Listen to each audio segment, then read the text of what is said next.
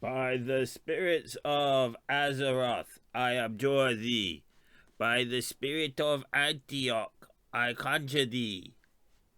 And by l'esprit Atamé, I let thee see this movie, aka my mum said I could watch it.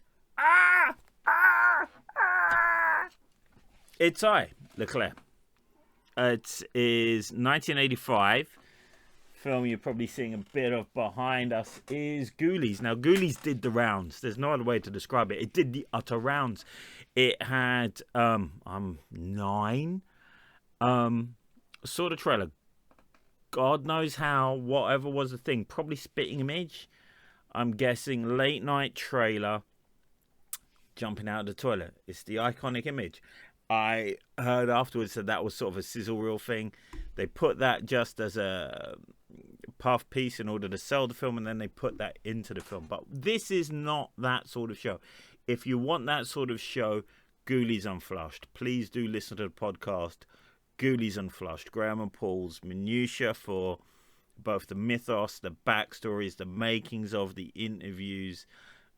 Really do a fantastic service to Ghoulies. I'm not here to do that. I'm here to discuss 1985 and back when a Marvel comic was seen as expensive when it was 35p, but you could still buy one of them with a packet of refreshers and a Coke for less than £1. All right. This film did the rounds. There's no other way to describe it. Everyone saw it. Everyone watched it. Have you seen Ghoulies? When are you seeing Ghoulies? What do you mean your shop doesn't have Ghoulies? I saw Ghoulies. And I didn't go to the toilet. I was one of those kids that you just had issues with the toilet then. Not always, obviously, but like the late at night issue of... I genuinely think that this is probably why I dropped toys down the toilet at the age of 9 for a bit. Han Solo would have to go and check it out to make sure there was no monster in there before I pulled him out and then flushed it. But that's, TMI. Not that this show's about that. Thank you all for the subscriptions. Ghoulies as a film is a mismatch. It is an utter mismatch. In many ways, it is like Evil Dead is to the rest of the Evil Dead franchise. It's not so much the heart of the films and their appeal as the spine, as without them we wouldn't get the nuclei to let all the other more imaginative things succeed from it. It's a story of Jonathan Graves. It's ostensibly very Lovecraftian case of Charles Dexter Ward's. His father was a cultist who was going to sacrifice him. He now inherits the house after never knowing his father. As a young man in his 20s, he invites his mates for a toga party there because that's what you do when you inherit a massive place. He's a student guy, he's a graduate guy, so obviously adopted life hasn't been that too hard on Johnny. He's there with his missus, but he decides to eschew all that in order to read the occult books that are there and host more ritualistic parties. The film ultimately hinges on the return of Malcolm Graves, his father, and the sudden change of conscience within Wolfgang, the sort of Obi-Wan Kenobi turned caretaker custodian of this house itself, which is where I really want to say my problems with the film is it's got more questions than it answers. It's not so much it stretches credulity, but it does get into absolute surrealism and non sequiturs that don't work. On the one hand, you have the story of a young man being possessed by the spirit of his actually ultimately corrupted father. On the other hand, you've got a mini monster movie, which, to be fair, was in production before Gremlins was out. It's also worth noting that I'd forgotten that there wasn't just 3 or 4 ghoulies, that these are dozens of monster types wandering around in this. And the last act is absolute bedlam. It's brilliant. The last act is brilliant. Once you have full ghoulish prowess and monsters and tongue lashings and lizard puppets and body popping corpses, yes, I'm totally in for that last 20 minutes of the film.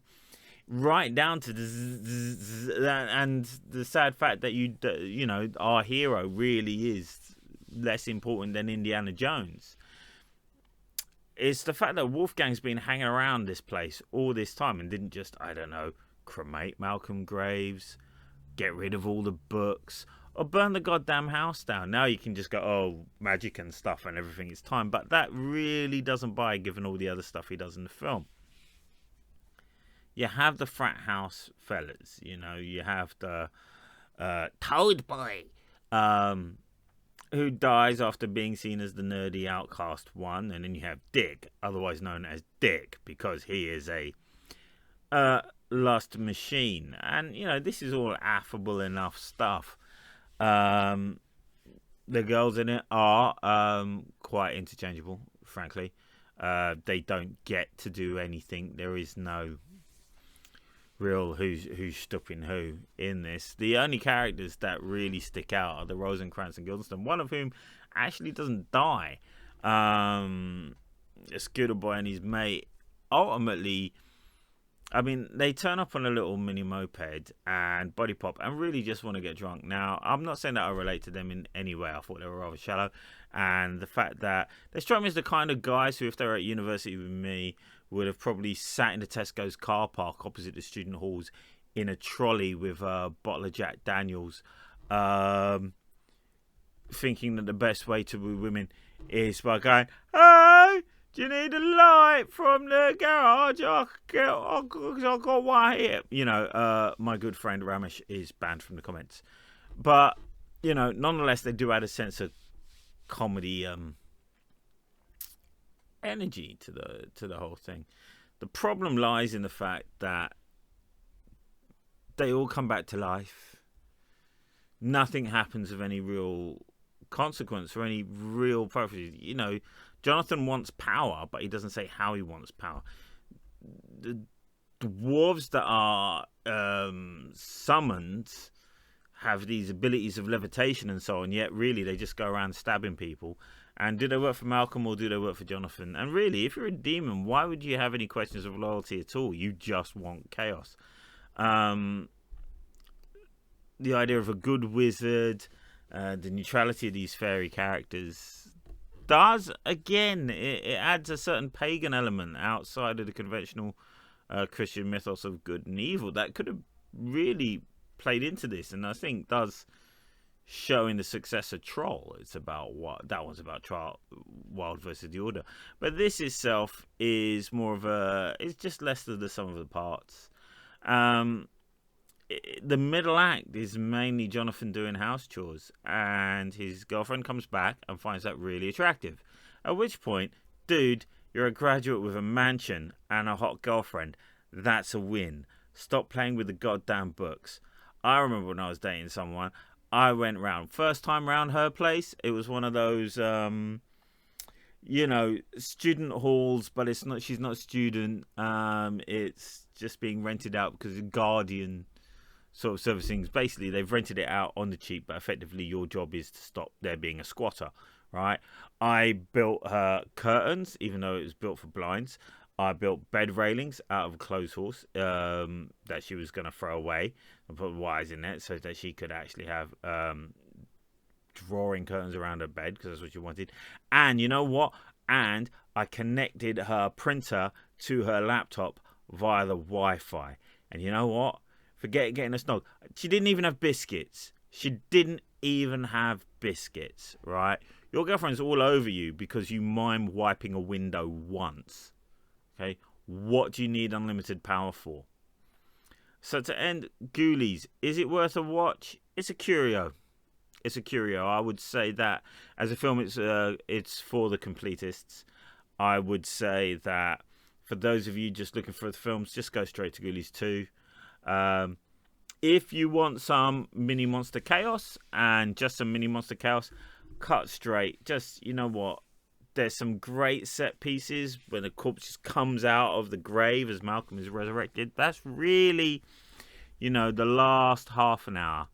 I would really watch maybe the intro sequence and then the last half an hour, just so you know where you are with what's going on.